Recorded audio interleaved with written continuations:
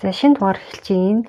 Өнөөдрийн дугаарт галын эзэнтэй ярьсан ярилцлагыг энэ Монгол хаттын онгон түүхийн Гялбаа гэсэн номон дээрээс хүрэхэр боллоо.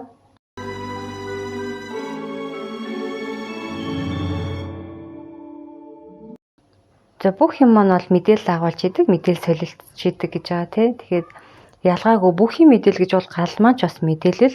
Тэгээд тий галын эзэн нэг хүүхдийн дүртэй гэж монголчууд бас ярьдаг тий. За тэгэхээр галын эзэн гэж хэлж болох одоо энэ дөр бол гал ээжий гэд тодтгсон байна. Улаачийн биеэр дамжуулж одоо галын эзэнтэй ярьсан ярилцлага гэж ойлгож байна. За тэгээд гал ээжий би бол хамтаар байхын халамжлахын хамттай нэгэн бүл болж бие биедээ хамаатахын бэлэл болж байдгийг хариуцдаг нэгэн. Миний гэрлийн орон зайд байгаа хэн бүхнийг би гэрэл болоо дулаанаараа халамжлах, ханьсан нөхөрлөх, өөрийнхөө инэрл хайраа тэнд байгаа хэн бүхэнд тархааж байдаг билээ.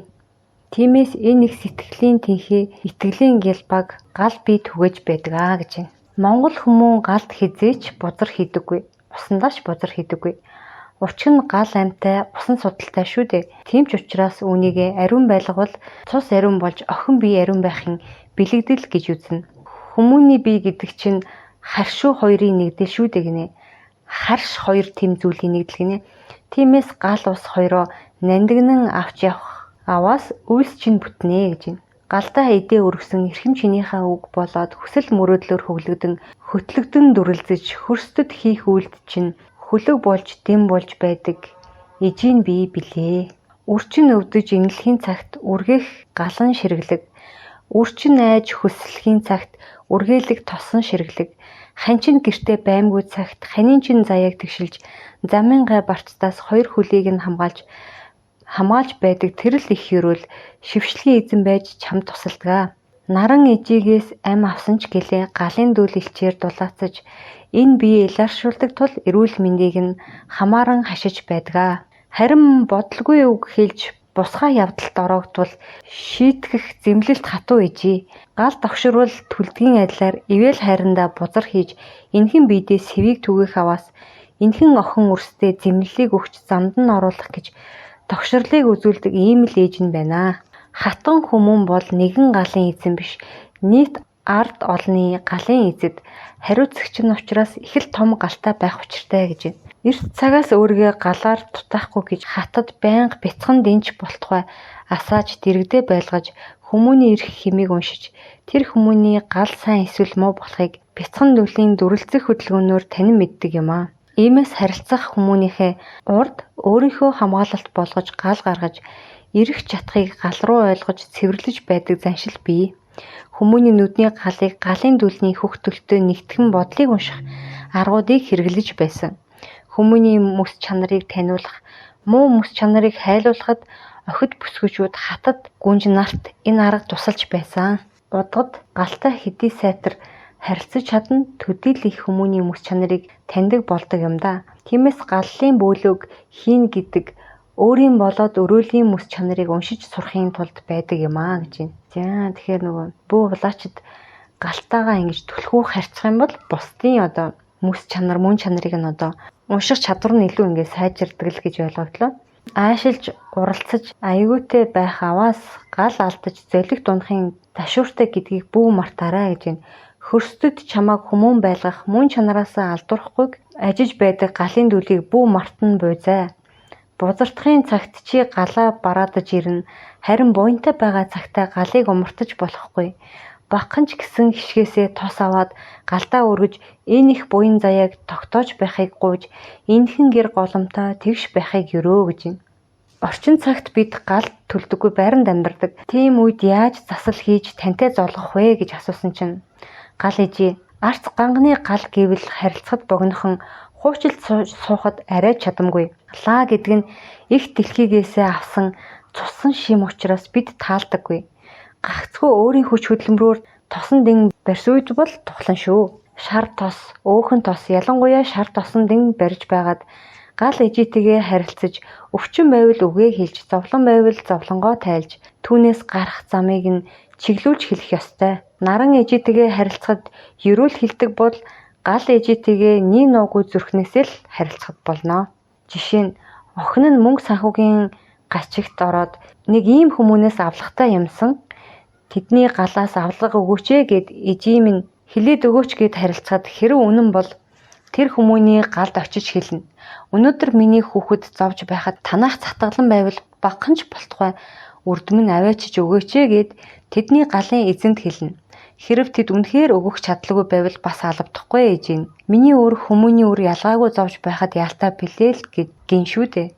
Гэхдээ тэнд жаргаад миний өр зовж байвал заавал авчирна. За нэг иймэрхүү л үлдээ байдаг да. Галд өргөх хүргэлийн талаар та тодруулна уу гэсэн чинь.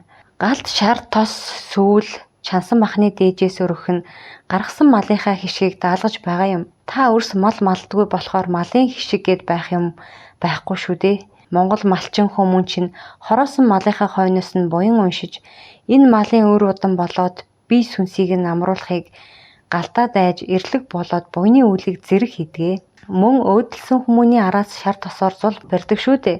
Энд ч гэсэн тэр хүмүүний хойд буйныг гал ижиддээ даалгаж гал ижи минь энэ харахуугаас эрлэгийн дүрээс айх хүмүүний сүнсийг нь амруулад зэрэг газарт нь хөргөж өгөөрэй гэж залбирч байгаагаас биш тэр хүмүүний замыг гэрэлтүүлээд байгаа явдал биш юм гэж байна. Тэгэхээр галдаа даатгаж гуйж хүслээ хэлж байгаа болохоос биш тэр галаар нэг гэрэлтүүлээд байгаа бол биш ээ гэж байна. Тиймээс зул асаагаад гал асаагаад хойтхыг уншиж байгаа бол гал ижи минь ээ. Тэр овогтой тэр өөд болсон тул түүнийг чиглүүлээд замчлаад хойтох мөрт нь оруулж өгөөсэй гэд мөн 49 гарагт зул асааж байгаад бөөлж тэр хүмүүний чигчийг нь засаж өгч болно. 21 гарагтай бол хүмүүний гал хэм бүхлээрээ махан цогцост унтарч дуусна.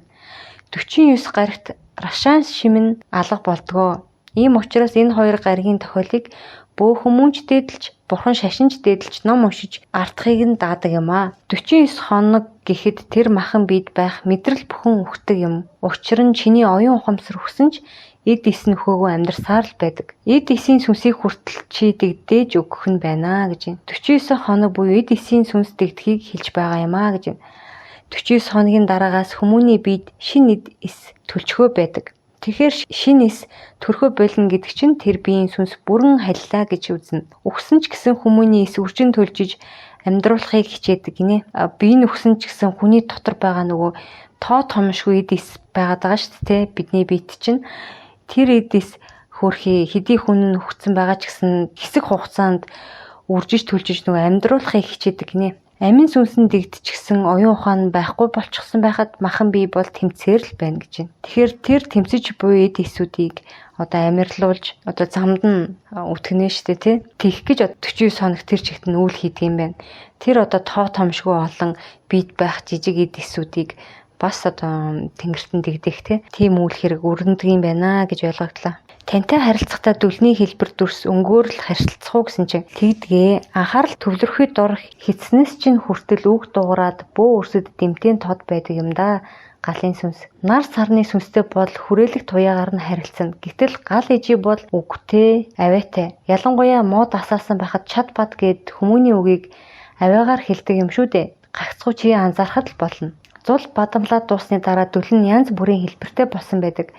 Тэрүүгээр үг хэлдэггүй гэсэн чинь түүгээр би чамд үг дайлгаж бас аюулыг сануулна. Хаяа бадамлах галанд хохимоо гавлж хэлэрдэг. Үүнийг сайн анзаар. Аюул лайм шиг ирсэн байна шүү.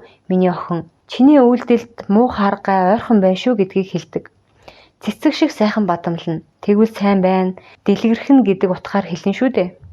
Огт бадамлахгүй хорчоогоод үлдчихсэн байвал хоосрох нь миний хүүхэд. Эн чинь явцгүй л байна да гэдгийг хэлж байдаг. Тиймээс зулын голоо ороож харилцвал ядахнаа миний хэлэх үлдэлийн дүрсийг ухна. Бид нар ч нөгөө бэлэн одоо зул аваад асаагаад ингээд орхичдаг штэ тий. Тэгэхээр тэгсний оронд өөрөө зулынхаа голыг ороогоод гэртээ өөрөө ингээд зулаа өргөд анзаарах юм бол галтаа бол харилцах бүрэн боломжтой гэсэн байна. Галтаа бол өөрийн сэтгэлээсээ нийн нуугүй ингээд баг ээжтэйгээ тий ярьж байгаа юм шиг ингэж нийн нуугүй ярилцах бол боломжтой гэж байна. Тосон дуусаагүй байхад зул унтруул яах вэ гэсэн чинь тосон дээрээ салхинд цохигдож унтарсан байх бол аюулгүй. Гал гэдэг чинь тийм л байдаг байна. Харин битүү орчинд өөрөө унтарчих юм бол маш их гай гамшиг эсвэл хүүр өгтөл өрөөнд байгааг хэлж байдаг юм. Энэ герт маш муу хин нэгний сүнс хорогдчихсон байгааг хэлнэ. унтрахгүй байсан ч хохимоо гарч чамд хэлж өгнө гэж байна. Нөгөө түрүүн дурдсан тий заавал унтарсан хойно биш асчих үедээ ингээд галын дүлэнд хохимоо тодорсон байх юм бол энэ бол нэлийн муу зүйл, муу эрчим хэм тэр газар нь бол байгааг бол илтгэх нь бас аюул гамшиг ирсэн байх шүү гэдгийг бол анхааруулж байгаа, тэмдэг гэсэн байгаа. За тэгэхээр галтаа бол заавал одоо нөгөө зүүн бэлэгтэй мэдээллийг ууших чадвартай тий бүггийн тархиа хөгжүүлсэн зэргээс ямар ч хамааралгүйгээр хүн болгон хэрвээ хүсэх юм бол галтаа буюу галын эзэнтэй гал ижитэй харьцаад өөрийн одоо зовлон жаргалаа хуваалцах тий сэтгэлийн онготл ярих зарим зүйлийг хүсэх гих мэтчлэн тэгээд хариугаа бол ингээд зул өргөөд тэр галын дүл зулын жаргасан байдлаас бол хариугаа олж авах боломжтой байд юм байна гэж ойлгогдлоо. За тэгээд өнөөдрийн дугаар ингээд болж байна. Дараагийн дугаарт болохоор бусад наран ижи, саран ижи, тэ дэлхийн ижи, байгаль ижи гэх одоо тэнгэр гэж бидний нэрлэж байгаа тэр 100-аас дээш хэмжээстийн сүнсүүдтэй холбогдоод энд ярилцсан яриануудаас турлаар хүргээд явъя. За тэгээд дараагийн дугаар хүртэл түр баяртай.